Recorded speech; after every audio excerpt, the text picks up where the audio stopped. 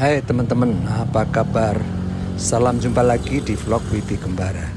Teman-teman, pada pagi yang mendung dan sedikit hujan gerimis ini, saya berada di bantaran Kali Ciliwung yang mengalir dari timur ke barat di sepanjang Jalan Sultan Agung, Jakarta Pusat. Info dari BMKG hari ini, kondisi permukaan di pintu air Manggarai adalah siaga 3. Nah, seperti apakah keadaan senyatanya di lokasi pintu air Manggarai? Ayo ikuti liputan saya sampai habis ya. Sebelumnya saya mohon kesediaan teman-teman untuk klik like, share, subscribe, serta komennya. Dan jangan lupa tekan lonceng notifikasinya supaya tayangan vlog Wibi Kembara tetap hadir dan memberikan info yang terbaik. Teman-teman, Sungai Ciliwung adalah salah satu sungai terpenting di Pulau Jawa, terutama karena melalui wilayah ibu kota DKI Jakarta dan kerap menimbulkan banjir tahunan di wilayah hilirnya. Panjang aliran utama sungai ini adalah hampir 120 km dengan daerah tangkapan airnya seluas 387 km persegi. Sungai ini relatif lebar di bagian hilirnya. Dahulu kala dapat dilayari oleh perahu kecil pengangkut barang dagangan. Wilayah yang dilintasi Sungai Ciliwung adalah Kabupaten Bogor, Kota Depok, dan Provinsi DKI Jakarta. Hulu Sungai Kali Ciliwung berada di dataran tinggi yang terletak di perbatasan Kabupaten Bogor dan Kabupaten Cianjur, atau tepatnya di mata air Gunung Gede, Gunung Pangrango, dan Telaga Saat yang terletak di lereng Pegunungan Jonggol sebelah utara kawasan Puncak Bogor.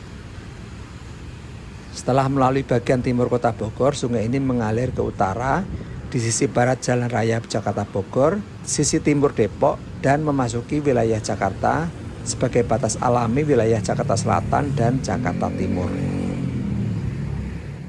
Sungai Ciliwung bermuara di daerah Luar Batang, di dekat Pasar Ikan sekarang. Di daerah Manggarai, aliran Sungai Ciliwung banyak dimanipulasi untuk mengendalikan banjir. Dari 13 sungai yang mengalir di DKI Jakarta, Sungai Ciliwung memiliki dampak yang paling luas ketika musim hujan karena ia mengalir melalui tengah kota Jakarta dan melintasi banyak perkampungan, perumahan padat penduduk, dan pemukiman-pemukiman kumuh. Sungai Ciliwung juga dianggap sungai yang paling parah mengalami perusakan dibandingkan sungai-sungai lain yang mengalir di Jakarta. Selain karena daerah tangkapan airnya di bagian hulu di wilayah Puncak dan Bogor yang rusak, badan sungai di wilayah Jakarta juga banyak mengalami penyempitan dan pendangkalan yang mengakibatkan daya tampung air sungai menyusut dan mudah menimbulkan banjir. Sistem pengendalian banjir sungai ini mencakup pembuatan sejumlah pintu air atau pos pengamatan banjir, yaitu di Katulampa Bogor, Depok, Manggarai, Karet, serta pintu air Istiqlal, serta dengan membagi aliran Ciliwung melalui kanal-kanal banjir. Pemerintah telah membangun Waduk Ciawi di Gadok, Megamendung, Bogor sebagai cara untuk mengendalikan aliran sejak dari bagian hulu. Menurut data resmi pemerintah, setelah Batavia mengalami kelumpuhan saat didera banjir pada tahun 1918, pemerintah Hindia Belanda kemudian mengutus Van Brien untuk memecahkan masalah ini agar tidak terulang lagi. Van Brien sendiri bekerja sebagai Burgerlijk Openbaar Werken atau yang kini dikenal sebagai Departemen Pekerjaan Umum.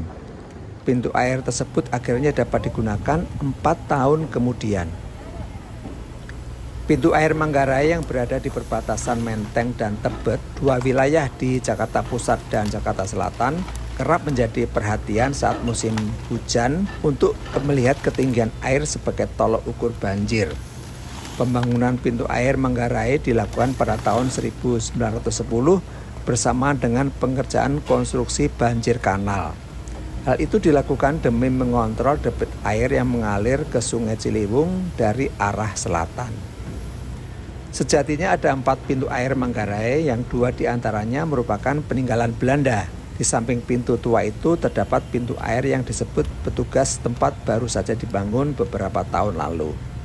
Pintu air ini menjadi pengatur aliran air Kali Ciliwung yang akan masuk ke banjir Kanal Barat. Dua pintu air zaman Belanda itu berwarna hitam dengan dinding beton yang didominasi warna krem berpadu merah. Lebar pintu air itu diperkirakan sekitar 5 meter dengan tinggi mencapai 8 meter. Pintu air Manggarai dibangun pada tahun 1914 sampai 1918 oleh Profesor Insinyur Herman van Brien. Herman van Brien merupakan ahli tata air Belanda yang ditugaskan pemerintah kolonial pada saat itu untuk mengendalikan air dari hulu sekaligus membatasi volume air yang masuk ke kota. Hal itu dilakukan pemerintah Belanda di Jakarta mengingat pemerintahan dan perekonomian Batavia masih berkutat di sekitar kota tua hingga Weltervreden yang kini disebut wilayah sawah besar. Berdasarkan catatan sejarah dari spanduk yang tertera di lokasi, pintu air Manggarai menjadi bagian pengendalian banjir di Ciliwung yang berfungsi mengalirkan air ke luar Jakarta. Penyebab utama banjir adalah tingginya debit air kiriman dari daerah hulu di Jawa Barat serta saat musim hujan datang. Pengalian air itu melewati kanal dari Manggarai sampai ke Muara Angke di pantai utara.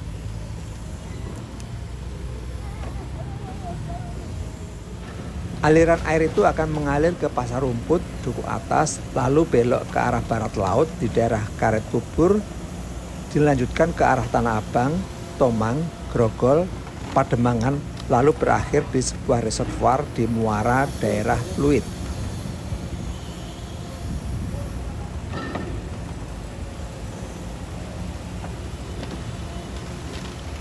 Pintu air Manggarai sekarang termasuk sebagai bangunan cagar budaya.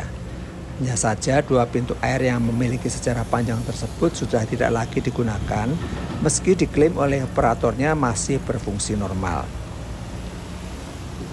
Terakhir digunakan pada tahun 2012. Terlihat di sini aktivitas petugas Dinas Tata Air Pemerintahan Provinsi DKI Jakarta sedang mengeruk sampah-sampah dan dialihkan ke truk dengan menggunakan alat. Aktivitas membuang aneka sampah dilakukan setiap hari. Konon pernah ada sampai sekitar 50 truk yang mengantri untuk mengangkut sampah pada saat musim hujan. Sampah-sampah ini harus dikendalikan karena menyebabkan banjir.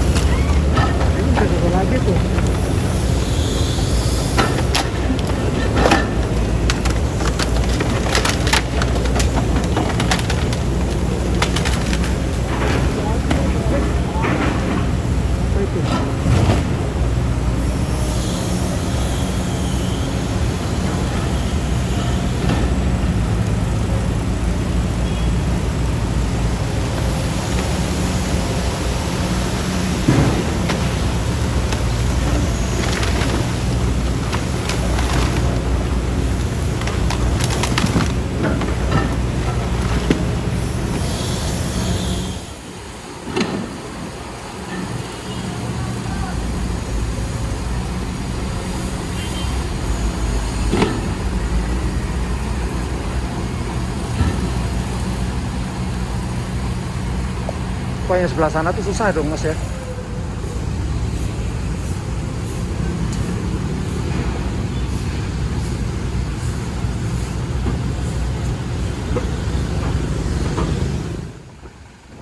Bagaimana teman-teman? Sangat menarik bukan? Bagi teman-teman yang tinggal di sepanjang bantaran Sungai Ciliwung, mohon untuk tidak membuang sampah di sungai. Sampai jumpa lagi dalam tayangan vlog WP Kembara berikutnya. Tetap semangat dan selalu jaga kesehatan. Terima kasih.